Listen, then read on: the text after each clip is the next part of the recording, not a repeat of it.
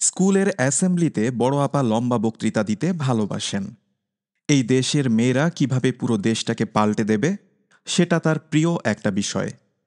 প্রত্যেক দিনই রোদের মাঝে দাঁড়িয়ে স্কুলের মেয়েদের এই লম্বা বক্তৃতা শুনতে হয়। বড় আপা এক একদিন এক একজন বিখ্যাত মহিলা নিয়ে বক্তৃতা দেন।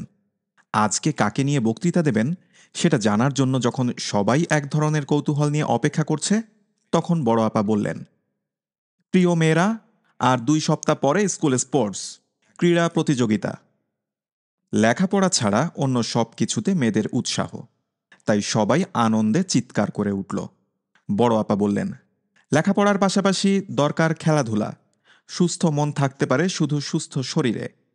তোমাদের যেন সুস্থ শরীর সুস্থ দেহ থাকে, সেজন্য আমরা ক্রীড়া প্রতিযোগিতার ব্যবস্থা করি। এই বছর দৌড়ঝাঁপের সাথে একটা নতুন বিষয় যোগ হচ্ছে, যেটা আগে কখনো হয়নি। সেটা হচ্ছে, বড় আপা বলে একটু থামলেন। সব মেয়েরা এই নতুন বিষয়টা শোনার জন্য কান পেতে রইল। বড় আপা তখন হাত তুলে ঘোষণা করলেন, সেটা হচ্ছে সাঁতার। মেয়েরা শুনে খুব চমৎকৃত না হলেও চিৎকার করে আনন্দ প্রকাশ করল। বড় আপা জিজ্ঞাসা করলেন, তোমরা কারা কারা সাঁতার জানো? সবাই হাত তুলল। শুধু ছোট ক্লাসের কয়েকটা মেয়ে হাত তুলল না।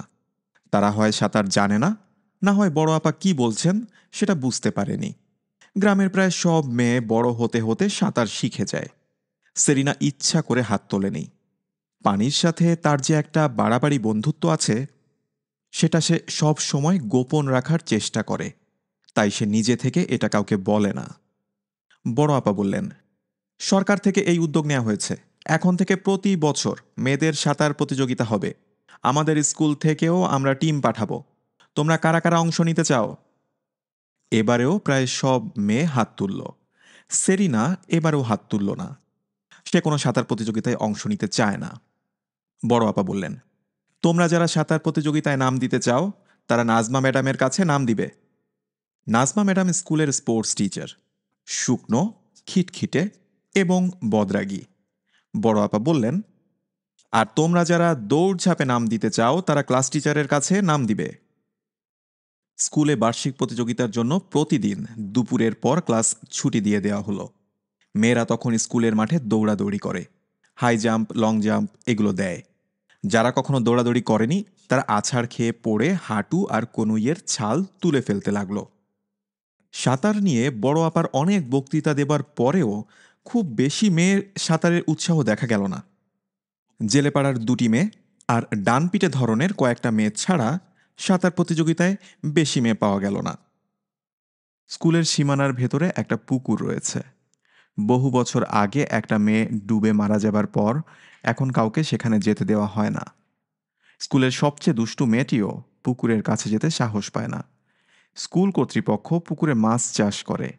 বাইরের লোকজন এই পুকুর লিজ নিতে খুবই আগ্রহী। তার প্রধান কারণ, মেয়েদের স্কুল বলে কেউ মাছ চুরি করে নেবে সেরকম ভয় নেই। সাঁতার প্রতিযোগিতার জন্য পুকুরের এক পাশের জঞ্জাল পরিষ্কার করা হয়েছে। মেয়েরা এক পাশ থেকে অন্য পাশে সাঁতরে যাবে। আগে থেকে এই প্রতিযোগিতাটা সেরে রাখা হচ্ছে। মূল স্পোর্টসের দিন শুধু পুরস্কার দেওয়া হবে। নাজমা ম্যাডাম প্রত্যেক দিন শাড়ি পরে স্কুলে আসেন। আজকে সাঁতার প্রতিযোগিতার জন্য সালোয়ার কামিজ পরে এসেছেন। নিজে পুকুরে নেমে মেয়েগুলোকে সারি বেঁধে দাঁড় করিয়ে দিলেন। পুকুরের মাঝামাঝি একটা বাঁশ ভাসিয়ে রাখা হয়েছে। মেয়েগুলো সাঁতরে এসে এই বাঁশটাকে ছোবে। কে আগে ছুঁয়েছে কে পরে ছুঁয়েছে সেখান থেকে প্রথম দ্বিতীয় ঠিক করা হবে।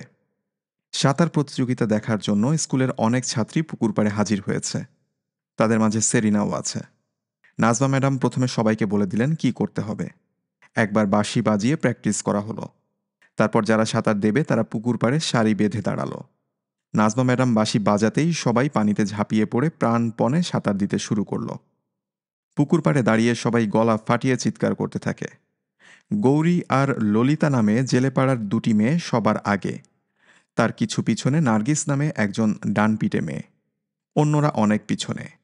পানি ছিটিয়ে সাঁতার কেটে একে একে সবগুলো মেয়ে বাঁশ পর্যন্ত পৌঁছালো।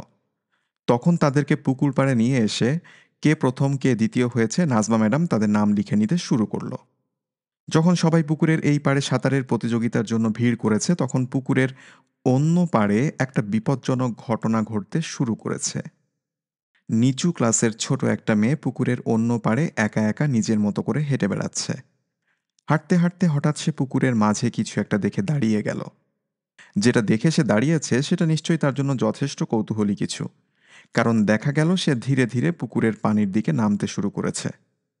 পানির খুব কাছাকাছি এসে সে নিচু হয়ে পুকুর থেকে কিছু একটা তোলার চেষ্টা করতে থাকে, এবং ঠিক তখন পুকুরের অন্য পাড় থেকে কেউ একজন প্রথমবার তাকে দেখতে পায়।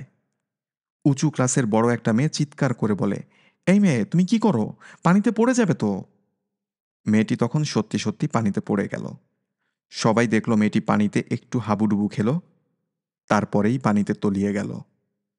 পুকুরের পানিতে ছোট মেয়েটির কোনো চিহ্ন নেই। একসাথে সবাই চিৎকার করে ওঠে। কয়েক মুহূর্ত কেউ কি করবে ঠিক বুঝতে পারে না। তারপর সবাই পুকুরের তীর ধরে দৌড়াতে শুরু করে। বিশাল পুকুর, এক পাশ থেকে দৌড়ে অন্য পাশে যেতে সময় লাগবে। পুকুরের অন্য পাশে পৌঁছানোর পরেও কেউ বাচ্চাটাকে তোলার জন্য পানিতে ঝাঁপিয়ে পড়তে পারবে না। মাছ চাষিরা পুকুরের চারপাশে গাছের ডাল, বাঁশ এগুলো পুঁতে রেখেছে। মেয়েদের আতঙ্কিত চিৎকারে মুহূর্তে পুরো এলাকাটা ভয়ঙ্কর হয়ে ওঠে। সেরিনা এক মুহূর্ত চিন্তা করল। তার আব্বু অসংখ্যবার তাকে মনে করিয়ে দিয়েছে কেউ যেন পানির নিচে নিঃশ্বাস নেবার বিস্ময়কর ক্ষমতার কথা জানতে না পারে। সে কখনো কাউকে জানায়নি, কিন্তু সে এখন নিজের চোখের সামনে একটা বাচ্চাকে পানির নিচে নিঃশ্বাস নিতে না পেরে মারা যেতে দিতে পারবে না। তাই সবাই অবাক হয়ে দেখল হঠাৎ সেরিনা পুকুরের তীর ধরে ছুটে এসে পানিতে ঝাঁপিয়ে পড়েছে। পুকুরের পানিতে এতটুকু ঢেউ না তুলে একটা তীরের মতো তার পুরো শরীরটা পানির ভেতর ঢুকে গেল। তারপর কোথাও কিছু নেই, একটা নিস্তরঙ্গ পুকুর। তার নিচে কি আছে কেউ জানে না। দুই হাতে পানি কেটে সেরিনা সামনে এগিয়ে যায়। অসংখ্য বড় বড় মাছ সরে গিয়ে তাকে জায়গা করে দেয়। ঘোলা পানি আর শ্যাওলা, বেশি দূর দেখা যায় না। তার মাঝে সেরিনা দ্রুত এগিয়ে গেল। পরিষ্কার কিছু দেখা না গেলেও পানির ভেতর সে ছটফট করে নাড়াচাড়া করার শব্দ শুনতে পাচ্ছে। চোখের পলকে সে শিশুটির কাছে পৌঁছে গেল। পানির নিচে গাছের ডালের সাথে তার কাপড় আটকে গেছে। সেখান থেকে ছুটতে পারলেও সে ভেসে উঠতে পারবে না। এই বাচ্চাটি সাঁতার জানে না। বাচ্চাটির বুকের ভেতর বাতাস দরকার। সেরিনা বাচ্চাটির নাক চেপে ধরে মুখের ভেতর ফু দিয়ে খানিকটা বাতাস ঢুকিয়ে দেয়। তারপর কাপড়টি হ্যাচকা টানে ছুটিয়ে আনে। বাচ্চাটি পাগলের মতো সেরিনাকে জাপটে ধরল। অন্য কেউ হলে সেটা বড় সমস্যা হয়ে যেত। সেরিনার জন্য কোনো সমস্যা নয়। সে পানির নিচে যতক্ষণ খুশি যেভাবে ইচ্ছে থাকতে পারে। কিন্তু বাচ্চাটি যেন নিজে থেকে নিঃশ্বাস নিতে পারে, সেজন্য তাকে ওপরে তুলতে হবে। সেরিনা পায়ে ধাক্কা দিয়ে মুহূর্তে পানির ওপর ভেসে উঠল। আর সাথে সাথে পুকুর ঘিরে দাঁড়িয়ে থাকা অসংখ্য ছাত্রী, শিক্ষক আনন্দে চিৎকার করে উঠল। ছোট শিশুটি খক খক করে কাশছে। বুকের ভেতর মনে হয় পানি ঢুকে গেছে, কিন্তু সেটা নিয়ে সেরিনা মাথা ঘামালো না। বাচ্চাটার মাথায় হাত দিয়ে বলল, ভয় নাই, তোমার কোনো ভয় নেই। বাচ্চাটা পাগলের মতো তাকে জাপটে ধরে রেখেছে। ভয়ে আতঙ্কে থরথর করে কাঁপছে। তার মনে হচ্ছে সেরিনাকে ছেড়ে দিলেই বুঝি সে আবার ডুবে যাবে। সেরিনা বাচ্চাটিকে পিঠে নিয়ে সাঁতার কেটে পুকুর পাড়ে হাজির হতেই একসাথে অনেক মেয়ে বাচ্চাটাকে ধরে ওপরে তুলে আনে। বাচ্চাটি আতঙ্কিত মুখে কাশতে থাকে আর হাউমাউ করে কান্নাকাটি করতে থাকে। সেরিনা নিজেও উপরে উঠে আসে আর সবাই তাকে ঘিরে ধরে। আর ক্লাসের একটি মেয়ে সেরিনাকে জাপটে ধরে কেঁদে ফেলে বলল, তুই কেমন করে করলি, কেমন করে করলি? সেরিনা হাসার চেষ্টা করে বলল, আমাকে ছাড়, তুই ভিজে যাচ্ছিস। ভিজলে ভিজবো, তুই এত ভালো সাঁতার কাটতে পারিস? সেরিনা উত্তর দিল না। আরেকজন বলল, তুই নিঃশ্বাস না নিয়ে পানির নিচে এতক্ষণ কেমন করে থাকতে পারলি, কেমন করে? সেরিনা এবারেও কোনো উত্তর দিল না। আরেকজন বলল, তুই না থাকলে বাচ্চাটা আজকে নির্ঘাত মরে যেত, নির্ঘাত। সেরিনা এবারেও কোনো কথা বলল না। রাত্রিবেলা খাবার টেবিলে সেরিনা বলল, আব্বু, আমার কিছু করার ছিল না। শামীম বলল, অবশ্যই তোর কিছু করার ছিল না, তুই ছাড়া আর কেউ এই বাচ্চা মেয়েটাকে বাঁচাতে পারতো না। কিন্তু এখন যে সবাই জেনে গেছে। কি জেনে গেছে? আমি পানির নিচে থাকতে পারি। না, সেটা মনে হয় এখনো কেউ ধরতে পারেনি। সবাই ভেবেছে তুই খুব ভালো সাঁতার কাটতে পারিস, এই পর্যন্তই। কিন্তু তুই যে আসলে সাঁতার কাটিস না, তুই যে পানির নিচে মাছের মতো ঘুরে বেড়াস, সেটা কেউ ধরতে পারে নাই। কারণ সেটা কেউ একবারও চিন্তাও করে নাই। হ্যাঁ, সবাই জিজ্ঞাসা করেছে কেমন করে এত ভালো সাঁতার কাটতে শিখেছি। যাই হোক, যেটা হয়েছে ভালোভাবেই হয়েছে। একটা বাচ্চাকে প্রাণে বাঁচিয়েছিস। সেটা নিয়ে বেশি হইচই হয়নি। এখন থেকে খুব সাবধান। তোর যে একটা অস্বাভাবিক ক্ষমতা আছে, সেটা যেন কেউ জানতে না পারে। সেরিনা বলল, কেউ জানবে না আব্বু, তুমি নিশ্চিন্ত থাকো। কিন্তু এত নিশ্চিন্ত থাকা গেল না, কারণ পরের দিনই বড় আপা ক্লাসের মাঝখানে সেরিনাকে ডেকে পাঠালেন। বড় আপার অফিসে ঢুকে সেরিনা দেখল সেখানে তাদের স্পোর্টস টিচার নাজমা ম্যাডাম ছাড়াও আরও দুই একজন স্যার ম্যাডাম আছেন। বড় আপা সেরিনাকে ডেকে একেবারে তার নিজের কাছে নিয়ে গেলেন।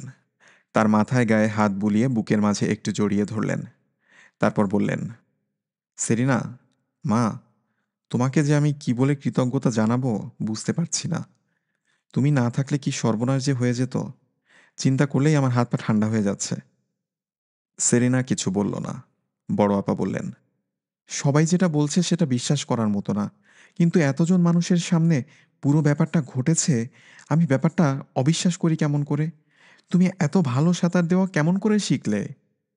সেরিনা আমতা আমতা করে বলল, এই তো মানে ইয়ে আমরা ঠিক করেছি স্কুলের পক্ষ থেকে আমরা তোমাকে একটা পুরস্কার দেব। অ্যানুয়াল স্পোর্টসের দিনে তোমাকে সেই পুরস্কার দেওয়া হবে।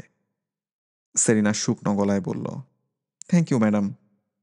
নাজমা ম্যাডাম বড় আপাকে বললেন, আপা আপনি তো আসল কথাটাই বললেন না। বড় আপা বললেন, আপনি বলেন। নাজমা ম্যাডাম তখন তার ক্ষণক্ষণে গলায় সেরিনাকে বললেন, তুমি এত ভালো সাঁতার জানো, কিন্তু তুমি আমাদের সাঁতার প্রতিযোগিতায় যোগ দিলে না কেন? সেরিনা মাথা নিচু করে দাঁড়িয়ে রইল। সে এই প্রশ্নের কি উত্তর দেবে? যাই হোক, আমরা ঠিক করেছি তুমি প্রতিযোগিতায় যোগ না দিলেও তোমাকে আমাদের টিমে নিয়ে নেব। ন্যাশনাল কয়েকটা ইভেন্ট আছে, সেইখানে আমরা অংশ নেব। তুমি হবে আমাদের টিম লিডার। সেরিনা ভয় পাওয়া গলায় বলল, না। কেন না? তুমি এত ভালো সাঁতার জানো, তুমি কেন অংশ নেবে না? সেরিনা কি উত্তর দিবে বুঝতে পারল না। আমতা আমতা করে বলল, না ম্যাডাম, না, আমি পারবো না। তুমি কি পারবে না? আমি সাঁতারের টিমে থাকতে পারবো না। কেন পারবে না? সেরিনার কোনো ভালো উত্তর নেই, তাই মাথা নিচু করে দাঁড়িয়ে রইল। একসময় সেরিনা অসহায়ভাবে বলল, আমার আব্বু বলেছে আমি যেন কোথাও না যাই। বড় আপা হাসি মুখে বললেন, ও আচ্ছা, এই সমস্যা। আমি নিজে তোমার আব্বুর সাথে কথা বলে পারমিশন নিব। তুমি নিশ্চিন্ত থাকো।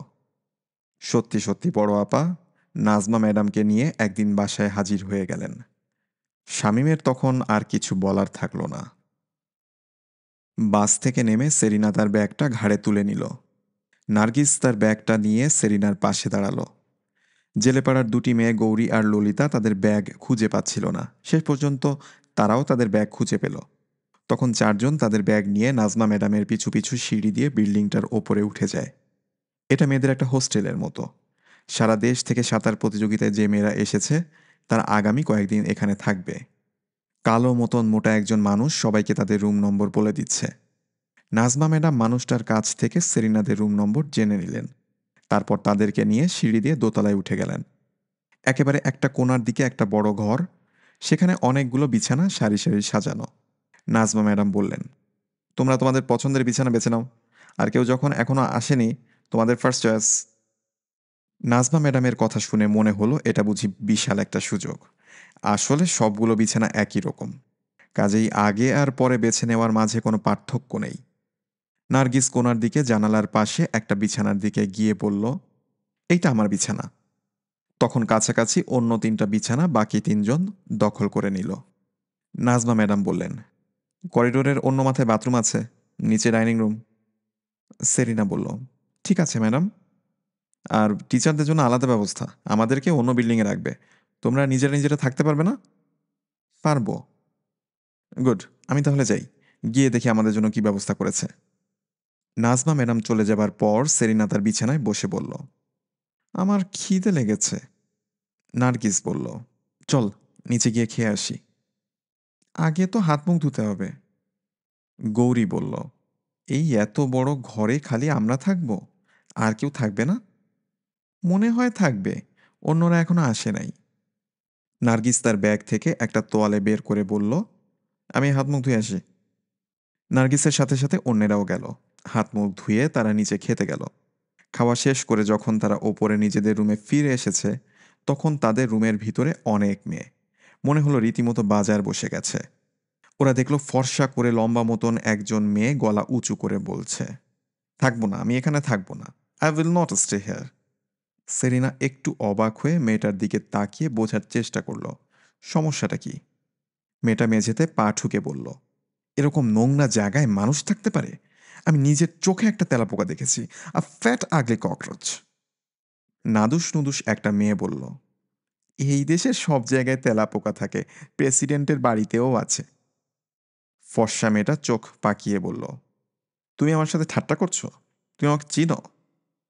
নাদুস নুদুস মেয়েটা থতমত খেয়ে বলল, সরি, আমি আসলে ঠাট্টা করছিলাম না, আমি বুঝতে পারি নাই।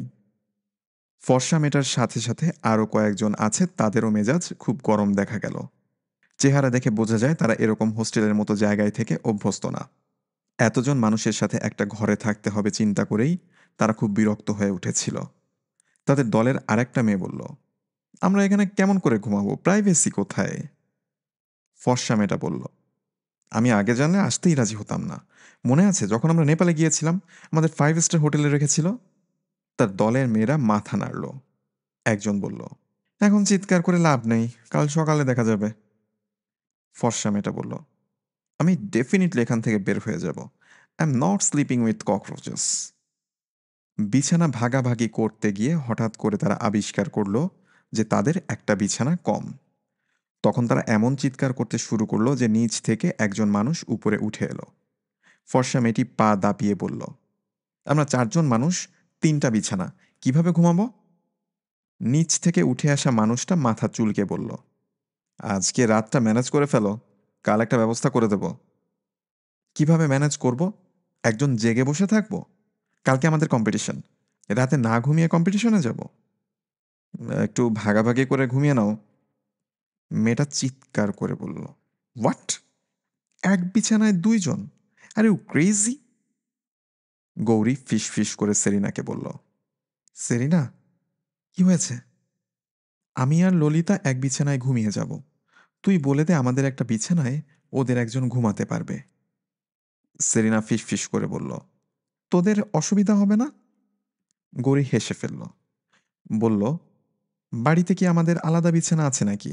আমরা একসাথে ঘুমাই না, তাই না রে ললিতা? ললিতা মাথা নাড়ল। সেরিনা তখন ফর্সা মেয়েটাকে বলল, শোনো, আমরা 4 জন 3টা বিছানায় ঘুমাতে পারবো, তোমরা আমাদের একটা বিছানা নিতে পারো। মেয়েটা কেমন যেন থতমত খেয়ে গেল। বলল, আর ইউ শিওর? শিওর। এরকম জটিল একটা সমস্যার হঠাৎ করে এত সহজ সমাধান হয়ে যাওয়ায় মনে হলো মেয়েটার একটু আশাভঙ্গ হলো। সে আসলে আরও কিছুক্ষণ চিৎকার করতে চাচ্ছিল। নিচ থেকে যে মানুষটা এসেছিল সে এবার বেশ কঠিন স্বরে বলল, এবারে তোমার সমস্যা মিটেছে? ফর্সা মেয়েটা গজগজ করতে থাকে।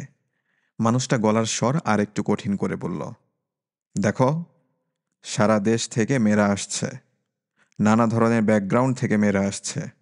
আগামী কয়েকদিন সবাই মিলেমিশে থাকবে, এটা হচ্ছে আমাদের আসল উদ্দেশ্য। মনে করো না প্রতিযোগিতা করে পুরস্কার পাওয়াটা আসল উদ্দেশ্য। বুঝতে পেরেছ? ফর্সা মেয়েটা আসলে সব সময়ই চিৎকার চেঁচামেচি করেছে এবং সবাই সব সময় তাকে সমীহ করে এসেছে। সে কোনো কিছু নিয়ে অভিযোগ করবে আর তাকে একজন উল্টো উপদেশ দেবে, এরকম কিছু সে মোটেও অভ্যস্ত নয়। রাগে মেয়েটার মুখ থমথম করতে লাগলো। রাতে ঘুমানোর সময় গৌরী আর ললিতা একসাথে শুয়ে ফিসফিস করে কথা বলছিল। সেরিনা বলল, তোরা কি নিয়ে কথা বলিস? গৌরী বলছিল তার বাড়ির জন্য মন খারাপ লাগছে। না না না, মোটেই আমি বলি নাই এরকম। সেরিনা তখন বলল, আমি আগে কোনোদিন আমার আব্বুকে ছাড়া একা থাকি নাই। আমারও আব্বুর জন্য একটু একটু মন খারাপ করছে। নার্গিস হি হি করে হেসে বলল, ধুর গাধা, আমরা কালকে যদি হেরে যাই তাহলে পরশুদিন বাড়ি যাব। তোদের এত মন খারাপ করার কি আছে? গৌরী বলল, পরশুদিন? এতদিন পরে? তার বলার ভঙ্গি শুনে অন্যরাও হেসে উঠল। ঠিক এই সময় ফর্সা মেয়েটা খুবই কায়দার একটা ঘুমের কাপড় পরে তাদের পাশের বিছানায় ঘুমাতে এলো। মেয়েটা তাদের বয়সী, খুব বেশি হলে হয়তো 1 বছর বেশি বয়স হবে। কিন্তু মেয়েটার ভাবভঙ্গি দেখে মনে হয় সে বুঝি তাদের থেকে অনেক বড়। ঠিক সেরকম ভাব করে তাদের দিকে তাকালো। বলল, তোমরা ঘুমাবে না? সেরিনা বলল, ঘুমাবো। কখন? এই তো এখন। ঘুমের কাপড় পরবে না? ওরা একে অন্যের দিকে তাকালো। আলাদা করে যে ঘুমের কাপড় পরে ঘুমাতে হয় সেটাও তারা জানে না। নার্গিস বলল, এইটাই আমাদের ঘুমানোর কাপড়। মেয়েটা খুবই অবাক হলো এবং সেটা গোপন রাখার চেষ্টা করলো না। জিজ্ঞাসা করলো, তোমরা কোন স্কুল থেকে এসেছো? সেরিনা তাদের স্কুলের নাম বলল। মেয়েটা তখন জানতে চাইলো সেটা কোথায়। তারা সেটাও বলল, কিন্তু মেয়েটা জায়গাটা চিনল বলে মনে হলো না। সেটা নিয়ে সে অবশ্য মাথা ঘামালো না। জিজ্ঞেস করলো, তোমাদের স্কুলের সুইমিং পুলটা কীরকম? সেরিনা, নার্গিস, গৌরী আর ললিতা আবার একজন আর একজনের মুখের দিকে তাকালো। নার্গিস বলল, আমাদের স্কুলে কোনো সুইমিং পুল নাই। মেয়েটা হকচকিয়ে বলল, সুইমিং পুল নাই? তাহলে তোমরা কোথায় প্র্যাকটিস করো? পুকুরে। পুকুরে? মেয়েটা এত জোরে চিৎকার করে উঠল যে শুনে মনে হলো তারা পুকুরে বলেনি, বলেছে আলকাতরায়। সেরিনা গৌরী আর ললিতার দিকে দেখিয়ে বলল, এরা দুইজন নদীর ধারে থাকে, এরা নদীতে সাঁতরায়। মেয়েটা খানিকক্ষণ ওদের মুখের দিকে তাকিয়ে থাকলো। মনে হলো ব্যাপারটা সে বুঝতেই পারছে না। খানিকক্ষণ পর জিজ্ঞাসা করলো, যদি তোমাদের সুইমিং পুল নাই তাহলে তোমরা কেমন করে প্র্যাকটিস করেছো? কিভাবে টাইমিং করেছো? কালকে কেমন করে কম্পিটিশনে পার্টিসিপেট করবে? সেরিনা হাত নেড়ে বলল, করব কোনোভাবে। মেয়েটার কাছে পুরো ব্যাপারটাই মনে হলো খুবই আজব লেগেছে। তাই সে একটু পরে উঠে তার দলের অন্য যে মেয়েরা আছে তাদের কাছে গিয়ে ফিস ফিস করে কথা বলতে লাগলো। মাঝে মাঝে আঙুল দিয়ে সেরিনাদের দেখাতে লাগলো। তারপর হেসে কুটি কুটি হতে লাগলো। নার্গিস বলল, দেখ, আমাদের নিয়ে হাসাহাসি করছে। সেরিনা বলল, করুক। মাঝখান থেকে গৌরী বলে উঠল, আমার বাড়ির জন্য মন খারাপ লাগছে। ললিতাও বলল, আমারও। পরদিন সকালে নাস্তা খাবার পর বড় একটা বাস এসে সবাইকে স্পোর্টস সেন্টারে নিয়ে গেল। সেখানে সেরিনাদের দলের সবাই জীবনের প্রথম একটা সুইমিং পুল দেখল। কি সুন্দর টলটলে নীল পানি, দেখলেই ঝাঁপিয়ে পড়তে ইচ্ছা করে। সাঁতার দেওয়ার জন্য আলাদা আলাদা লেন, সেখানে এক একজন এক একটা লেনে সাঁতার কাটবে। নাজমা ম্যাডাম তাদেরকে নিয়ে গেলেন রেজিস্ট্রেশন করানোর জন্য। তাদেরকে একটা নম্বর দেয়া হলো, সাঁতার কাটার সময় সেটা বুকে লাগিয়ে রাখতে হবে। এক একজন 2টা ইভেন্টে অংশ নিতে পারবে। সেরিনারা ফ্রি স্টাইল আর রিলে সাঁতারে নাম দিয়েছে। সকালে ফ্রি স্টাইল, বিকালে রিলে সাঁতার। সেরিনাদের দল দ্বিতীয় রাউন্ডে হেরে গেল। গৌরী প্রাণপণ চেষ্টা করল, আর একটু হলে সে এর পরের রাউন্ডে উঠতে পারত, কিন্তু শেষ পর্যন্ত পারল না। ফর্সা মেয়েটা চ্যাম্পিয়ন হলো। তার দলের অন্যরাও অন্যান্য ইভেন্টে খুব ভালো করল। তাদের স্কুলের টিচার মহা খুশি। নাজমা ম্যাডাম মুখ শুকনো করে ঘোরাঘুরি করতে লাগলেন।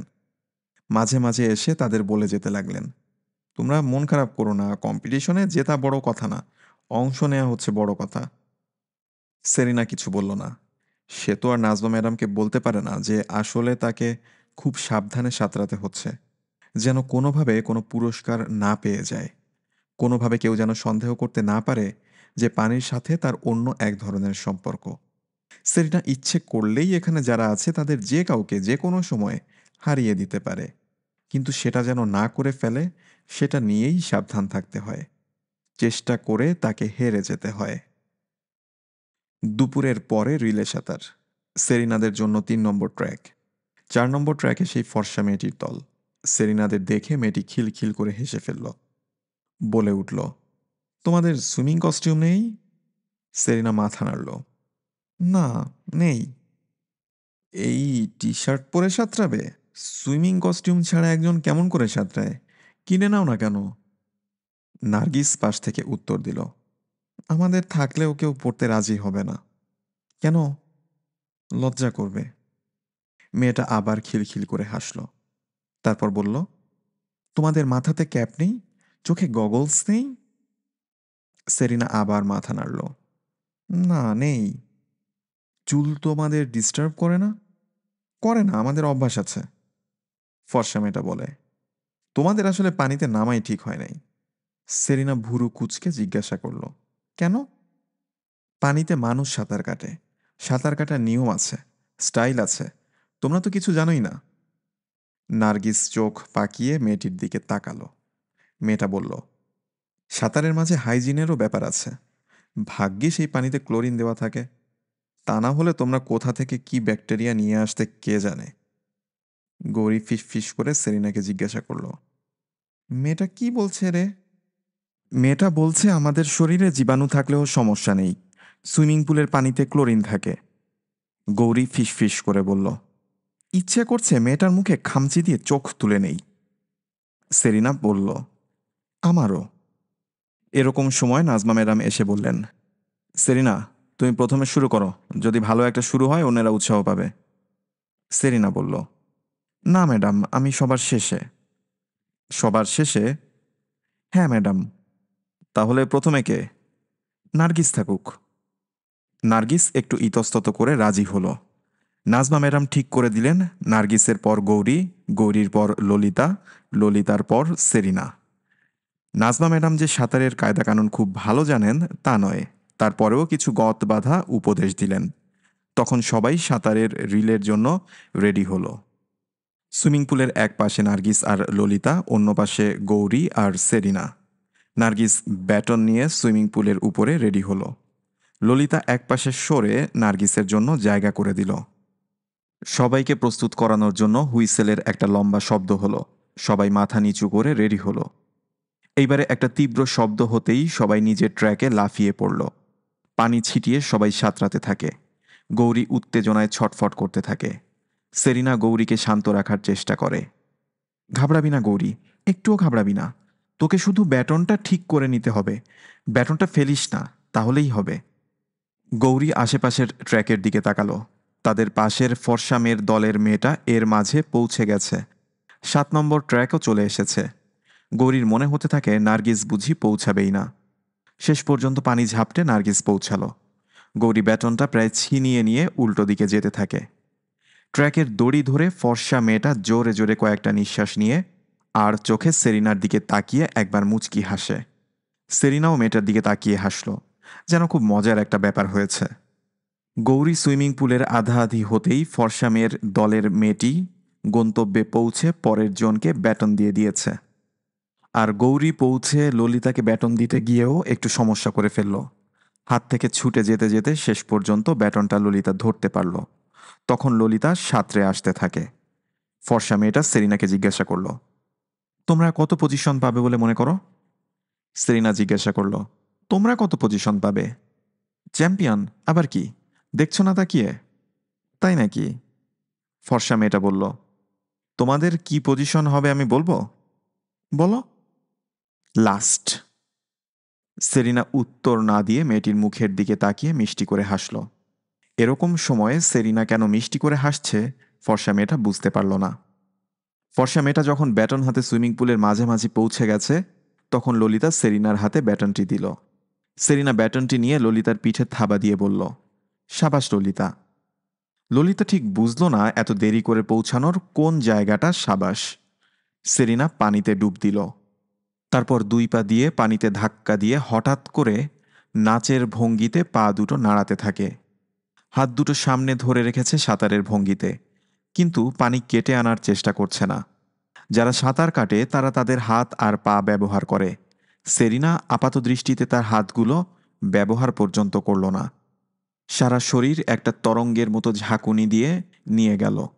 একটি বার মাথাটা পানির ওপরে না তুলে সে একটা তীরের মতো এগিয়ে গেল। ফর্সা মেয়েটি গন্তব্যে প্রায় পৌঁছে গিয়েছিল। সেরিনা তাকে পিছনে ফেলে একটা বিদ্যুৎ ঝলকের মতো সামনে এগিয়ে গেল। গন্তব্যে পৌঁছে সে একটা ডিগবাজি দিয়ে সোজা হয়ে দাঁড়িয়ে ফর্সা মেয়েটির জন্য অপেক্ষা করতে থাকে। ফর্সা মেয়েটি হঠাৎ করে সেরিনাকে দেখতে পায়। গন্তব্যে পৌঁছে শান্ত মুখে তার জন্য অপেক্ষা করছে। সে তার নিজের চোখকে বিশ্বাস করতে পারে না। বড় বড় নিঃশ্বাস নিতে নিতে কোনো মতে বলল, তুমি? সেরিনা কিছু বলল না, মেয়েটার দিকে মিষ্টি করে হাসল। মেয়েটি আবার বলল, তুমি কেমন করে? সেরিনা বলল, আমাদের শরীরের ব্যাকটেরিয়া।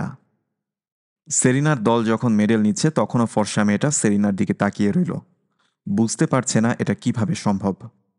2 দিন পর খাবার টেবিলে শামীম সেরিনাকে বলল, তোকে এত করে না করলাম কারো চোখে পড়বি না, আর তুই এমন একটা নাটক করে ফেললি। সেরিনা বলল, আব্বু তুমি হলে আরো বেশি করতে। তুমি জানো ওই পাজি মেয়েটা আমাকে কিভাবে টিটকারি মারছিল? উচিত শিক্ষা হয়েছে। মুখটা এই রকম হা হয়ে গেছে। কথা শেষ করে সেরিনা মুখটা হা করে দেখালো। শামীম সেরিনার হা করা মুখটা দেখে হেসে ফেলল, কিন্তু আবার হাসি বন্ধ করে গম্ভীর হয়ে বলল, কিন্তু তুই যে আসলে সাঁতরাসনি, তুই যে আসলে পানির টর্পেডো হয়েছিলি, সেটা কেউ লক্ষ্য করেনি মনে করিস? কোথাও ভিডিও হয়ে গেছে হয়তো। না বু, এতজন পানিতে সাঁতার দিচ্ছে, কেউ আমাকে লক্ষ্য করেনি। না করলে ভালো, কিন্তু এরকম একটা জিনিস কি লক্ষ্য না করে থাকা সম্ভব? লক্ষ্য করলেও ভেবেছে আমি খুব ভালো সাঁতার কাটি, তার বেশি কিছু না। কেউ বোঝেনি যে আমি ফুসফুস দিয়ে নিঃশ্বাস নেইনি। শামীম বলল, সেটা অবশ্য ঠিক।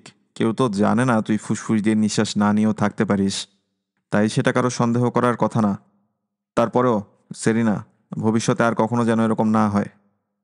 হবে না আব্বু। আমাকে ছুঁয়ে বল আর কখনো এরকম করবি না। সেরিনা শামীমকে ছুঁয়ে বলল, আর কখনো করব না আব্বু। তারপর হাসি হাসি মুখ করে বলল, কিন্তু আব্বু তুমি যদি ওই পাজি মেয়েটার মুখটা দেখতে। শামীম বলল, আমার দেখতে হবে না, আমি খুব ভালো করে বুঝতে পারছি। সেরিনা শামীমকে ধরে আনন্দে হি হি করে হাসতে লাগলো। কয়েকদিন পরের কথা। বিশ্বের অন্য কোনো এক প্রান্তে একটি মেয়ে তার সহকর্মীকে বলল, ক্লাউস, এটা দেখো। ক্লাউস বলল, এটা কি? একটা ভিডিও। কিসের ভিডিও? একটা টিনেজ মেয়ে একটা সাঁতার প্রতিযোগিতায় সাঁতার কাটছে। এটা কেন দেখতে হবে মিশেল? মিশেল নামের মেয়েটা বলল, দেখলেই বুঝতে পারবে। মিশেল মনিটরে স্পর্শ করতেই ভিডিওটা চালু হয়ে যায়। ক্লাউস দেখল, হলুদ রঙের টি শার্ট পরা একটা মেয়ে রিলে সাঁতারে তার দলের সাঁতারুর কাছ থেকে ব্যাটনটি নিয়ে সাঁতরাতে শুরু করেছে। ক্লাউস অবাক হয়ে দেখল মেয়েটি একটা মাছের মতো পানির নিচে দিয়ে বিদ্যুতের মতো এক পাশ থেকে অন্য পাশে চলে গেল। ক্লাউস বলল, মেয়েটা এত দ্রুত সাঁতরায় কেমন করে? মিশেল বলল, আমি মোটেও সেটা দেখতে বলিনি। মেয়েটা অলিম্পিকের স্বর্ণ বিজয়ী থেকেও দ্রুত সাঁতরায়, কিন্তু আমি তোমাকে তার থেকে অনেক বেশি গুরুত্বপূর্ণ একটা জিনিস দেখতে বলেছি। সেটা কি? আবার দেখো, তাহলে বুঝবে। ক্লাউস আবার ভিডিওটা দেখে সোজা হয়ে বসল। মিশেলকে উদ্দেশ্য করে বলল, মেয়েটা একবারও নিঃশ্বাস নেবার জন্য পানির উপরে মাথাটা বের করেনি। ঠিক ধরেছ। এটা কিভাবে সম্ভব? এটা সম্ভব না। তাহলে? আমি সেটাই তোমার কাছে জানতে চাই। তুমি আমাদের জীববিজ্ঞানী। এই ভিডিওটা কোথায় পেয়েছো? নেট থেকে আমাদের টিম ডাউনলোড করেছে। এটা কোথা থেকে পেয়েছে বের করে জানাবে। যে মেয়েগুলো সাঁতার দিচ্ছে তাদের চেহারায় মনে হয় ইন্ডিয়ার মেয়ে। ক্লাউস তৃতীয়বার ভিডিওটা দেখতে শুরু করে। নিচু গলায় বলল, এটা সম্ভব না। এরকম প্রতিযোগিতায় শরীরে অক্সিজেন আরও বেশি দরকার। নিঃশ্বাস না নিয়ে এভাবে সাঁতরানো অসম্ভব। ক্লাউস অসম্ভব শব্দটা উচ্চারণ করার সময় টেবিলে একটা থাবা দিল। ভিডিওটা দেখা শেষ করে হঠাৎ ক্লাউস আর্তচিৎকারের মতো শব্দ করল। মিশেল অবাক হয়ে বলল, কি হয়েছে? আমরা এখনো আসল জিনিসটাই দেখিনি। কি আসল জিনিসটা কি?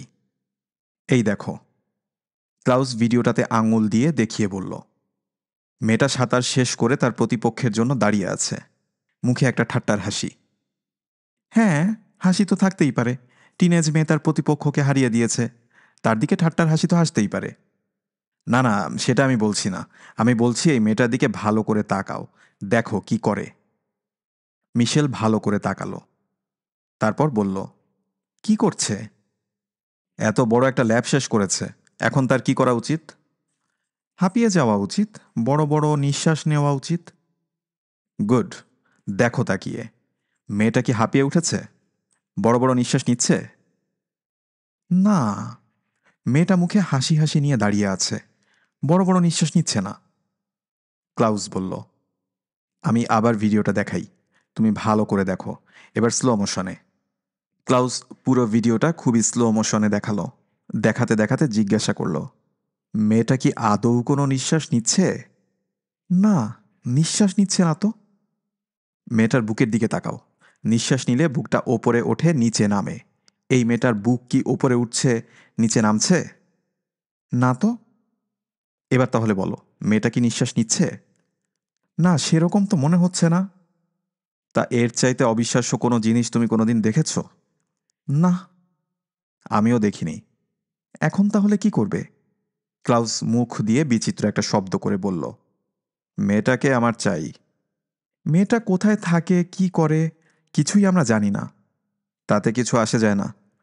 আমাদের এজেন্সি পৃথিবীর যে কোনো জায়গায় যে কোনো মানুষকে যে কোনো সময় ধরে নিয়ে আসতে পারে। মেয়েটিকে এনে কি করবে? ক্লাউস হাসার মতো শব্দ করে বলল, কি আবার করব? কেটে কুটে দেখব। মেয়েটার শরীরের ভিতরে কি আছে দেখা দরকার। মিশেল বলল, ঠিক আছে। আচ্ছা শোনো, একটা প্রজেক্ট বানাও। ফান্ডিং নিয়ে চিন্তা করো না। আমাদের এজেন্সির ফান্ডের সমস্যা নেই। না, আমি ফান্ডিং নিয়ে কখনো চিন্তা করি না। শামীম নৌকাটাকে ধাক্কা দিয়ে পানিতে নামিয়ে দেয়। তারপর নিজে ছোট একটা লাফ দিয়ে নৌকার গলুইয়ে বসে গেল। নৌকার অন্য মাথায় সেরিনা বসে শামীমের দিকে তাকিয়েছিল। সে মাথা নেড়ে বলল, ভেরি গুড আব্বু। শামীম বৈঠাটা হাতে নিয়ে বলল, কোন জিনিসটা ভেরি গুড? এই যে তুমি পানিতে আছাড় না খেয়ে নৌকাতে উঠতে পেরেছ, সেইটা ভেরি গুড। শামীম বলল, তোর ধারণা শুধু তুই পানিতে একা ওঠানামা করতে পারিস, আমরা পারি না? তুমি যেরকম জবুথবু, তোমাকে দেখে তো সেরকমই মনে হয়। আমার সাথে ঠাট্টা করবি না, খবরদার। ঠিক আছে, তোমার সাথে ঠাট্টা করব না। সেরিনা এক মুহূর্ত থেমে আবার বলল, থ্যাংক ইউ আব্বু, তোমাকে অনেক থ্যাংক ইউ। কেন? হঠাৎ করে আমাকে এত থ্যাংক ইউ কেন? এই যে তুমি আমাকে আজকে এই বিলে নিয়ে এসেছ, সেই জন্যে। শামীম বৈঠা দিয়ে পানি কাটতে কাটতে বলল, কাজটা খুব সহজ হয় নাই। এই নৌকাটা কিনতে হয়েছে, নৌকা চালানো শিখতে হয়েছে। সেরিনা আরেকটা বৈঠা হাতে নিয়ে বলল, ভালোই তো হয়েছে। নৌকা চালানো অনেক ভালো ব্যায়াম। তুমি তো শুধু চেয়ারে টেবিলে বসে লেখাপড়া করো, তোমার ব্যায়াম করা দরকার ছিল। আজকে তোমার ব্যায়াম হবে। অনেক হয়েছে, এখন মুখটা বন্ধ কর। না আব্বু, তোমাকে আসলেই থ্যাংক ইউ। আমাদের পুকুরের তলাটা দেখতে দেখতে চোখটা পচে গেছে। ওখানে দেখার মতো কিছুই নাই। এই বিলটার কথা চিন্তা করো, কত বড় একটা বিল। এইটার পানির নিচে না জানি কত কি আছে। সেটা ভালো না খারাপ আমি বুঝতে পারছি না। খারাপ কেন হবে? পানির নিচে কি আছে কে জানে। সেরিনা খিলখিল করে হাসতে হাসতে বলল, আব্বু তুমি পানিকে এত ভয় পাও কেন? আমি মোটেও পানিকে ভয় পাই না। প্রত্যেকদিন ঘুমানোর আগে আমি 2 গ্লাস পানি খাই। সেটা ঠিক, বোতলের পানিকে তুমি ভয় পাও না, কিন্তু পুকুরের পানি, বিলের পানি, নদীর পানি, সমুদ্রের পানি, এগুলো তুমি খুব ভয় পাও। স্বামী মাথা নেড়ে বলল, আমি তো তোর মতো পানির নিচে থাকতে পারি না, দেখতে পারি না। তুই যখন পানির নিচে থাকিস তখন কি করিস তাও আমি দেখতে পারি না। তাই তোর জন্য আমার একটু ভয় লাগে।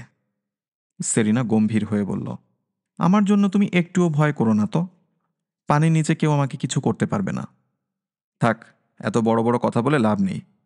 সত্যি আব্বু, আমার কি মনে হয় জানো? কি মনে হয়? আমি ইচ্ছে করলে পানির নিচে দিনের পর দিন থাকতে পারবো। শামীম ভুরু কুঁচকে বলল, কি বললি? বলেছি যে আমি ইচ্ছে করলে পানির নিচে দিনের পর দিন থাকতে পারবো। খাবি কি? ঘুমাবি কোথায়? শুকনো জায়গায় খাওয়ার কিছু নাই। পানির নিচে অনেক রকম খাবার। আর ঘুমানোর জন্য পানির নিচে কিছু লাগে না।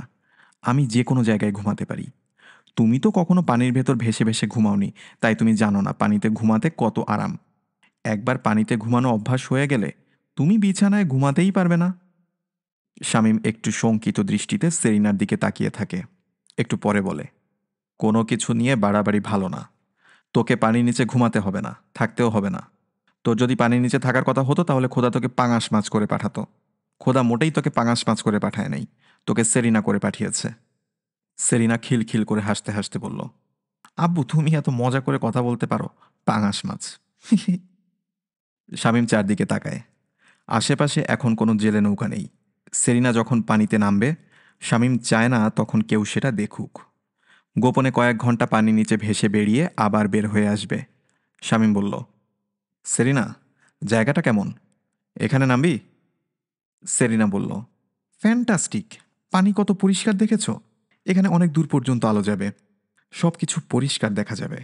সেরিনা ঠিক যখন বিলের পানিতে নেমে যাচ্ছিল তখন হঠাৎ দূর থেকে একটা শক্তিশালী ইঞ্জিনের শব্দ শুনতে পেল। শামীম একটু অবাক হয়ে তাকালো। দেখল বহু দূর থেকে একটা স্পিডবোট ছুটে আসছে। শামীম বলল, এই বিলে স্পিডবোট কোথা থেকে এসেছে? জানি না তো। সেরিনাও দূরে তাকিয়ে থাকে। স্পিডবোটটা গর্জন করে পানি কেটে তাদের দিকে আসছে। দেখতে দেখতে সেটা কাছে চলে আসে। তাদের নৌকাটার খুব কাছ দিয়ে সেটা ছুটে চলে যায়। স্পিডবোটের তৈরি ঢেউয়ে শামীম আর সেরিনার নৌকাটা বেশ ভালো রকম দুলতে থাকে। স্পিডবোটে কয়েকজন মানুষ বসে আছে। এর মাঝে একজনকে বিদেশি মনে হলো। চোখে কালো চশমা, রঙিন শার্ট, হাতে বাইনোকুলার।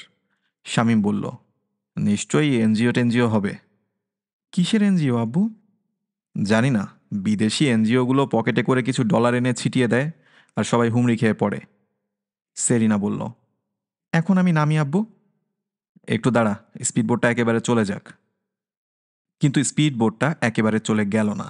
বেশ কিছু দূর গিয়ে আবার সেটা ঘুরে তাদের দিকে এগিয়ে আসতে থাকে। দেখে মনে হয় সোজা তাদের দিকে আসছে। কাছাকাছি এসে স্পিডবোটটা একটু সরে গিয়ে প্রায় তাদের নৌকায় পানি ছিটিয়ে বের হয়ে গেল। শামীম বলল, কেমন বেয়াদবের মতো স্পিডবোট চালাচ্ছে, দেখেছিস? হ্যাঁ, দেখলাম। স্পিডবোটে বসে থাকা মানুষটা যে বাইনোকুলার চোখে তাদের অনেক দূর থেকে লক্ষ্য করছে, সেটাও সেরিনা দেখেছে। কিন্তু শামীমকে কিছু বলল না। এবারে আমি নেমে যাই আব্বু? যা, নেমে যা। সেরিনা তখন বিলের পানিতে নেমে গেল। শামীম দেখল আশ্চর্য রকম সাবলীলভাবে তার মেয়েটি পানির গভীরে যেতে থাকে। কিছুক্ষণেই সে অদৃশ্য হয়ে যায়। শামীম একটা নিঃশ্বাস ফেলল। আজকাল মাঝে মাঝে তার মনে হয় এই মেয়েটি বুঝি ডাঙা থেকে পানিতে বেশি স্বস্তি বোধ করে।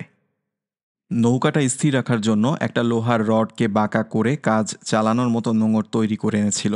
সেটা পানিতে ফেলে দিয়ে শামীম চারদিকে সতর্ক দৃষ্টিতে তাকালো। বহু দূরে কয়েকটা জেলে নৌকা। তার চাইতেও দূরে স্পিডবোটটা পানিতে স্থির হয়ে আছে। সেটি কাছে আসছে না, আবার চলেও যাচ্ছে না। ঠিক কী কারণ জানা নেই, শামীমের মনে হয় বিদেশি লোকটা বাইনোকুলার দিয়ে তাদের দেখছে। এক সময় শামীম নৌকার পাটাতনে শুয়ে পড়ল। মানুষেরা সাধারণত খোলা জায়গায় আকাশের দিকে তাকিয়ে শুয়ে থাকে না। মানুষ ঘরের ভেতর শোয়, তাই তাদের দৃষ্টি বাড়ির ছাদে আটকে যায়। খোলা আকাশের নিচে শুয়ে থাকলে দৃষ্টি কোথাও আটকে যায় না। সেই আদিগন্ত বিস্তৃত আকাশ, আকাশে সাদা মেঘ, মেঘের পাশে দুই পাখা বিস্তৃত করে আকাশে ভেসে থাকা চিল দেখা যায়। কি কারণ জানা নেই, আকাশের দিকে তাকিয়ে থাকতে থাকতে শামীম কেমন জানি বিষণ্ণ হয়ে যায়। সূর্য পশ্চিম দিকে অনেকখানি হেলে যাবার পর সেরিনা পানি থেকে বের হয়ে এলো। তার সারা শরীর পানিতে চিকচিক করছে। কোচর বোঝাই নানা ধরনের শৈবাল, শামুক, পানির লতাপাতা, ফলমূল। নৌকার মাঝে সেগুলো ঢেলে দিয়ে বলল, আব্বু তোমার জন্য এনেছি। আমার জন্যে? হ্যাঁ, খেয়ে দেখো। তোর কবে থেকে ধারণা হলো আমি শামুক খাই, পানির লতাপাতা খাই? তুমি বলছিলে না পানিতে কোনো খাবার নেই, সেই জন্য এনেছি। ওই কাঁটা কাঁটা ফলটা ভেঙে দেখো, ভেতরে কি মজার শ্বাস, একেবারে গাজরের মতো। থাক, আমার যখন গাজর খাবার ইচ্ছা করবে তখন কাটা কাটা আজব কোনো ফল না খেয়ে বাজার থেকে গাজর কিনে আনবো। আব্বু তুমি খুবই বোরিং একজন মানুষ। একটা ফ্যামিলিতে এক্সাইটিং মানুষ বেশি থাকা ভালো না, একজনই যথেষ্ট। এখন বল, তুই পানির নিচে কি কি দেখলি? সেরিনার চোখ দুটো হঠাৎ চকচক করতে থাকে। সে দুই হাত নেড়ে বলল, তুমি বিশ্বাস করবে না আব্বু, পানির নিচে কি অসাধারণ সুন্দর। কত রকম যে মাছ, তুমি চিন্তাও করতে পারবে না। শুধু মাছ না আব্বু, আরও কত রকম প্রাণী যে আছে। কত রকম প্রাণী মানে?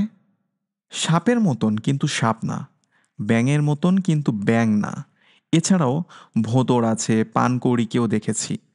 বড় বড় মাছ ঘুরে বেড়ায় তাদের পিছনে। তাদের লক্ষ লক্ষ পোনা। কি যে মজা লাগে দেখতে। কত রকম গাছ, গাছের ফাঁকে ফাঁকে কত রঙিন মাছ। তোমাকে একদিন নিয়ে যেতে হবে। থাক, আমাকে নিতে হবে না, তুই গেলেই হবে। আমি আবার যাবো আব্বু, আজকে কিছুই দেখা হয়নি।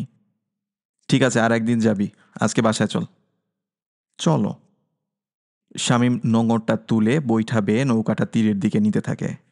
দূরে স্পিডবোটটা তখনও দাঁড়িয়ে আছে। তারা তীরে পৌঁছানোর পর স্পিডবোটটা গর্জন করে আরও দূরে অদৃশ্য হয়ে গেল। বাংলা ক্লাসটা হওয়া উচিত সবচেয়ে আনন্দের, কিন্তু সেরিনার কাছে বাংলা ক্লাসটা অসহ্য মনে হয়। ক্লাসটা পড়ান মকবুল স্যার। এই স্যারের মতো নিরানন্দ মানুষ পৃথিবীতে নাই। কথাবার্তাও বলেন এমনভাবে যে শুনলেই একজন মানুষ নেতিয়ে পড়বে। মকবুল স্যার ক্লাসের মাঝামাঝি গিয়েছেন আর তখন থেকে সেরিনা একটু পরে পরে জানালা দিয়ে বাইরে তাকাচ্ছে। তাদের ক্লাসরুমটা দোতলায়। দোতলা থেকে তাকালে বাইরে রাস্তা। রাস্তায় মানুষ, গাড়ি, টেম্পো সব কিছু দেখা যায়। মকবুল স্যারের একঘেয়ে গলার স্বর থেকে টেম্পুর হর্নের শব্দ অনেক বেশি মজার। রাস্তার দিকে কয়েকবার তাকিয়ে হঠাৎ করে মাইক্রোবাসটা সেরিনার চোখে পড়ল। বিয়ের সময় বরযাত্রী নেবার জন্য যেরকম মাইক্রোবাস ভাড়া করা হয়, এটা মোটেও সেরকম মাইক্রোবাস নয়। মাইক্রোবাসটা খুব চকচকে, খুবই আধুনিক। দেখলেই বোঝা যায় খুব দামি মাইক্রোবাস। তাদের মফস্বল শহরে এরকম গাড়ি কখনো দেখা যায় না। মাইক্রোবাসটা তার ক্লাসরুমের খুব কাছাকাছি রাস্তায় দাঁড়িয়ে আছে। রাস্তাটা ক্লাসরুমের এত কাছে যে সে মাইক্রোবাসের প্যাসেঞ্জারকেও এখান থেকে স্পষ্ট দেখতে পায়। প্যাসেঞ্জারের দিকে তাকিয়ে সে চমকে উঠল। মানুষটা বিদেশি, চোখে কালো চশমা, হাতে একটা বাইনোকুলার। আর কি আশ্চর্য, মানুষটা ঠিক তার দিকে তাকিয়েছিল। চোখে চোখ পড়তেই মানুষটা মুখ ঘুরিয়ে নিয়েছে। মাত্র সেদিন যখন সেরিনা তার আব্বুকে নিয়ে বিলের ভেতর গিয়েছিল, তখন এই মানুষটা স্পিড বোটে করে তাদের নৌকার চারপাশে ঘুরপাক খেয়েছে। হঠাৎ করে সেরিনার বুকটা ধক করে ওঠে। তাহলে কি এই মানুষগুলো তার জন্য এসেছে? কোনোভাবে তার খবর জেনে গেছে? সেরিনা এক ধরনের আতঙ্ক অনুভব করে। কখন মকবুল স্যারের ক্লাস শেষ হয়ে গেছে সে টেরও পায়নি। সেরিনা তার ডেস্ক থেকে তার বই খাতা নিয়ে উঠে গেল। গৌরী ক্লাসের পেছন দিকে বসেছে। তার কাছে গিয়ে বলল, গৌরী, তুই একটা কাজ করবি? কি কাজ? আমার সাথে সিট বদল করবি? সিট বদল? হ্যাঁ, আমি ওই জানালার কাছে বসেছি। তুই ওখানে বস, আর আমি তোর সিটে বসবো। কেন? তোকে পরে বলবো। আর তুই আরও একটা কাজ করবি। কি কাজ? জানালা দিয়ে বাইরে তাকালেই তুই দেখবি রাস্তায় একটা ঘিয়ে রঙের মাইক্রোবাস, খুবই হাইফাই মাইক্রোবাস। হুম, কি হয়েছে এই মাইক্রোবাসের? মাইক্রোবাসটা যদি চলে যায় তুই আমাকে সিগন্যাল দিবি। কিরকম সিগন্যাল? ডান হাতটা এভাবে নাড়বি। সেরিনা হাত দিয়ে কিছু একটা সরে যাওয়া দেখালো। গৌরী জিজ্ঞেস করল, আর যদি না যায়? তাহলে তোর কিছু করতে হবে না।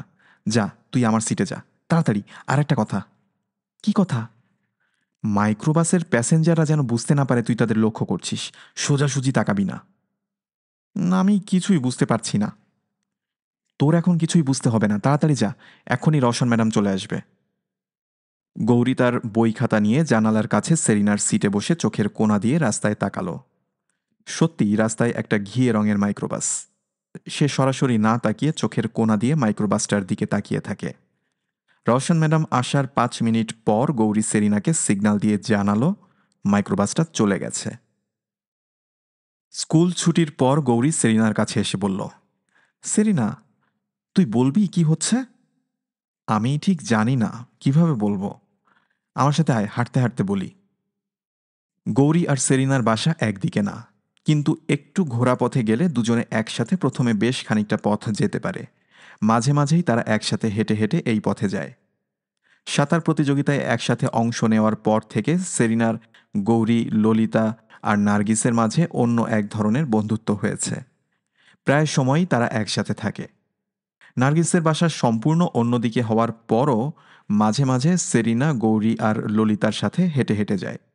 আজকেও চারজন একদিকে রওনা দিল। স্কুলের গেট থেকে বের হওয়ার সাথে সাথে সেরিনার মনে হলো মোড়ের চায়ের দোকানে বসে থাকা দুইজন মানুষ উঠে দাঁড়িয়েছে। আসলেই মানুষ দুইজন তার জন্য উঠেছে নাকি এমনিতেই উঠেছে সেটা পরিষ্কার বোঝা গেল না। সেরিনা সেটা নিয়ে বেশি মাথা ঘামালো না। গৌরী বলল, এখন বল কি হয়েছে?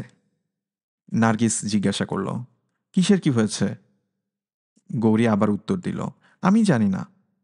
তখন সেরিনা বলল, আমি ঠিক কিভাবে বলবো বুঝতে পারছি না। ধানাই পানাই না করে কি বলবি বলে ফেল। সেরিনা হাঁটতে হাঁটতে বলল, হয়েছে কি, আমার মনে হচ্ছে আমাকে ধরে নেবার জন্য একটা দল এসেছে। কি বললি? তোকে ধরে নিতে একটা দল এসেছে? আমার তাই মনে হচ্ছে। কেন, তুই কি করেছিস? মনে আছে আমরা সাঁতারে চ্যাম্পিয়ন হয়েছিলাম? হ্যাঁ, মনে আছে। মনে আছে শেষ অংশটাতে আমি সাঁতার দিয়েছিলাম? তিনজন এবারে একসাথে উচ্ছ্বসিত হয়ে উঠল। বলল, হ্যাঁ, তুই গুলির মতো ছুটে গেলি, একবার পানি থেকে মাথা পর্যন্ত বের করলি না। সেরিনা বলল, কাজটা ঠিক হয় নাই। কোন কাজটা ঠিক হয় নাই? এই যে আমি এত ভালো করে সাঁতার দিলাম, এখন আমার ওপরে অনেকের নজর পড়ে গেছে। সেটা তো ভালো, তুই সাঁতারের টিমে থাকবি, দেশ বিদেশ থেকে মেডেল আনবি। সেরিনা মাথা নাড়ল। হুম, জিনিসটা এত সোজা না। আমি তোদেরকে সব কিছু বলতে পারবো না। শুধু জেনে রাখ, আমি যেরকম সাঁতার কাটতে পারি এটা জানাজানি হওয়া আমার জন্য ভালো না। মনে হয় সেই জন্য আমাকে ধরে নিতে এসেছে। তুই কেমন করে জানিস? সেরিনা গৌরীকে বলল, মনে আছে তোকে আজকে জানালার কাছে বসিয়েছিলাম? হ্যাঁ, মনে আছে। একটা মাইক্রোবাস দেখিয়েছিলাম তোকে? হ্যাঁ। ওই মাইক্রোবাসে একটা বিদেশি লোক থাকে। আমি যেখানেই যাই লোকটা আমার পিছু পিছু যায়। দূর থেকে বাইনোকুলার দিয়ে দেখে। এই যে আমি হাঁটছি, আমার মনে হচ্ছে দুইজন মানুষ আমার পিছনে পিছনে আসছে। তিনজন আঁতকে উঠে পড়ল। সত্যি? তোরা কেউ এখন পিছনে তাকাবি না। যদি আসলেই থাকে তাহলে সন্দেহ করবে। এখন তাহলে কি করব? সেরিনা বলল, আয়, হেঁটে হেঁটে ওই দোকানটা পর্যন্ত যাই। সেইখানে আমি ভান করব আমার কিছু একটা মনে পড়েছে। তখন তোদের ছেড়ে আমি আবার এই রাস্তা দিয়ে ফিরে যাব। তোরা দোকান থেকে লক্ষ্য করবি পিছনের দুইটা মানুষও আবার আমার পিছু নেয় কিনা। ঠিক আছে? ঠিক আছে, কিন্তু তারপর কি করব? তারপর তোরা তোদের বাসায় যাবি, আমি আমার বাসায় যাব। নার্গিস হঠাৎ করে হুঙ্কার দিয়ে উঠল, না, আমরা তোকে বাসায় পৌঁছে দিব। কার ঘাড়ে দুইটা মাথা আছে তোকে কিডন্যাপ করবে আমরা দেখে নিব। শান্তশিষ্ট ললিতা পর্যন্ত সেই হুঙ্কারে সামিল হলো। গৌরী বলল, তুই সামনে গিয়ে ডান দিকে ঘুরে যা, আমরাও এদিক দিয়ে গিয়ে বাম দিকে ঘুরে তোর সাথে একত্র হব। তারপর সবাই মিলে তোকে বাসায় পৌঁছে দেব। আর কাল থেকে তুই আর একা স্কুলে আসবি না। আমরা সকালে তোর বাসায় যাব, তারপর একসাথে স্কুলে আসব। অন্যরা মাথা নেড়ে নার্গিসের কথায় সায় দিল। দেখে মনে হলো এতদিন পর সবাই একটা মনের মতো কাজ পেয়েছে। দোকানের কাছে পৌঁছে চারজন দাঁড়িয়ে যায়। তারপর সেরিনা কিছু একটা মনে পড়েছে সেরকম ভান করে যেদিক দিয়ে এসেছিল ঠিক সেই দিক দিয়ে ফিরে যেতে থাকে। সেরিনা এবং তার সাথে অন্য তিনজন দেখল দুটো মানুষ হঠাৎ করে দাঁড়িয়ে যায়। তারা তখন নিজেদের ভেতর কথা বলে একজন পকেট থেকে সিগারেট বের করে, তারপর দুজনে দুটো সিগারেট মুখে দেয়। একজন পকেট থেকে ম্যাচ বের করে, সিগারেট ধরায় এবং চোখের কোণা দিয়ে সেরিনাকে লক্ষ্য করতে থাকে। সেরিনা মানুষ দুজনকে পার করে আরও বেশ কিছু দূর যাওয়ার পর মানুষ দুটো আবার ঘুরে সেরিনার পিছু পিছু হাঁটতে থাকে। কারো মনে আর কোনো দ্বিধা থাকে না যে সেরিনার সন্দেহ সত্যি। মানুষ দুটো আসলেই সেরিনার পিছু পিছু যাচ্ছে। কিন্তু মানুষ দুটো আসলেই কি সেরিনাকে কিডন্যাপ করার জন্য যাচ্ছে? সেরিনা ডান দিকে ঘুরে যেতেই বাকি তিনজনের সাথে দেখা হয়ে গেল। তারা অন্য রাস্তা দিয়ে আগেই ছুটতে ছুটতে এখানে চলে এসেছে। এখন তারা এক মুহূর্তের জন্য সেরিনাকে একাকী ছাড়তে রাজি নয়। গৌরী, ললিতা আর নার্গিস মিলে সেরিনাকে তার বাসায় পৌঁছে দিল। ওরা ঠিক করে নিল পরের দিন বেশ সকালেই ওরা সেরিনাকে স্কুলে নিয়ে যাবে। সেখানে গিয়ে কি করা যায় ঠিক করা হবে। সুপ্রিয় শ্রোতা, আপনাদের আগ্রহই আমাদের অনুপ্রেরণা। হুইসপারিং হার্টের নিবেদনগুলো ভালো লাগলে লাইক বা কমেন্টের মাধ্যমে জানানোর অনুরোধ রইল। আর পরবর্তী গল্পগুলো শোনার জন্য সাবস্ক্রাইব করে সংযুক্ত থাকবেন। ধন্যবাদ।